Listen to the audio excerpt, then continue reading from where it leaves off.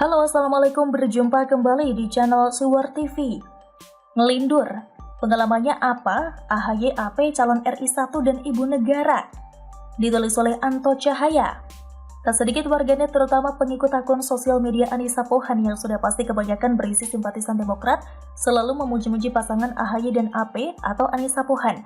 Dan pujiannya pun kadang menyerempet ke politik semisal Agus Harimurti Yudhoyono anak sulung SBY ini oleh para pengikut mereka dipandang cocok menjadi calon RI1. Sedang kemudian nanti Anissa Pohan menjadi ibu negara. Ya, namanya juga keinginan warganet, terlebih pengikut setia mereka tentu sah-sah saja. Meski demikian tidak sedikit yang mengomentari dengan tajam. Alhasil, debat kusir terjadi pro dan kontra khas netizen kita. Dan rata-rata yang tidak sependapat memuji pasangan di atas menaikkan kapasitas dan kapabilitas AHY serta pengalamannya. Jika ada jenderal yang berkualitas ngapain pilih mayor, kata netizen lainnya berpaling. Cukup menarik juga jika disimak, meskipun bahasan mereka seputar yang secara umum masyarakat awam pun mengetahuinya.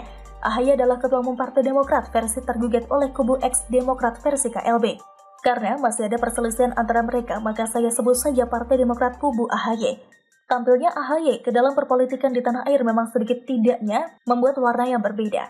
AHY meski secara pengalaman politik terbilang sangat minim bahkan kering, tapi dengan polesan bapaknya yang mantan Presiden RI bisa menjadi salah satu alternatif pemilih. Sebab berdasarkan riset konon ada 27,5% yang berada di kelompok Gen Z.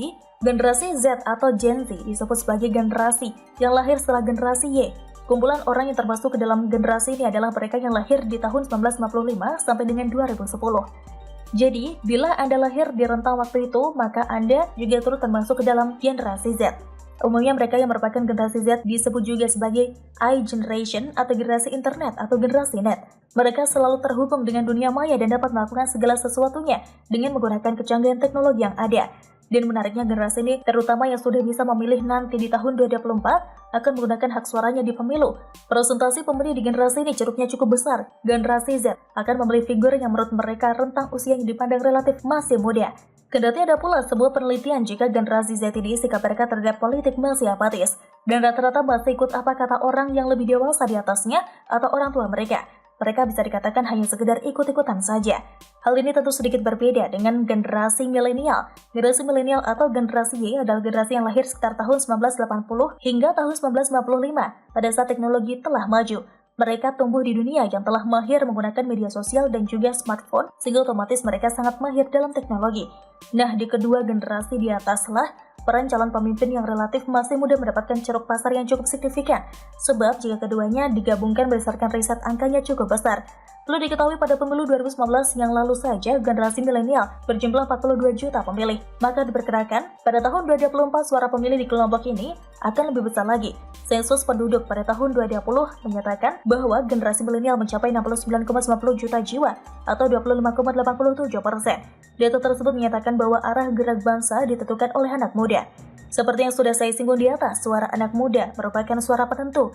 Jika calon presiden dan wakilnya bisa menguasai dan menarik simpati anak muda untuk mendukung mereka, maka kemungkinan besar mereka akan memenangkan pada pemilu 2024. Akan tetapi pada saat ini beberapa generasi milenial mulai acuh dan tak acuh terhadap perpolitikan Indonesia. Mereka sibuk dengan dunia sendiri sehingga tidak peduli dengan politik negaranya. Arah pergerakan anak muda sulit ditebak, meskipun ada beberapa anak muda yang tergabung dalam organisasi baik berada di eksternal pendidikan maupun internal. Namun itu hanya beberapa dan masih banyak yang lainnya yang kurang peduli terhadap politik Indonesia. Jika partai politik bisa masuk dan mengedukasi mereka, maka bisa menjadi sebuah kekuatan tersendiri. Dan saya melihat banyak tokoh atau politikus yang mulai mengambil hati generasi milenial dan generasi Z melalui akun-akun sosial media mereka. Nah, lalu apakah AHY yang dalam berbagai survei masuk bursa capres menjadi salah satu figur yang sukses merebut generasi tersebut? Meskipun secara pengalaman AHY masih kalah jauh dibandingkan tokoh-tokoh lainnya. Sungguh celaka kiranya jika calon presiden di sebuah negara sebesar Republik Indonesia dengan 277 juta jiwa jatuh kepada seorang pemimpin yang sama sekali belum memiliki pengalaman dalam sebuah organisasi atau menjadi kepala daerah yang mumpuni. Kalau boleh memilih hanya berdasarkan pemimpin muda, si penulis lebih suka Gibran Rakabuming Raka yang sudah jelas track recordnya sebagai wali kota daripada AHY yang baru ketua umum partai saja. Sebab kepala daerah langsung praktek mengenal birokrat dan dekat serta bersentuhan dengan masalah rakyat. Bukan hanya sekedar teori dan retorika di atas panggung.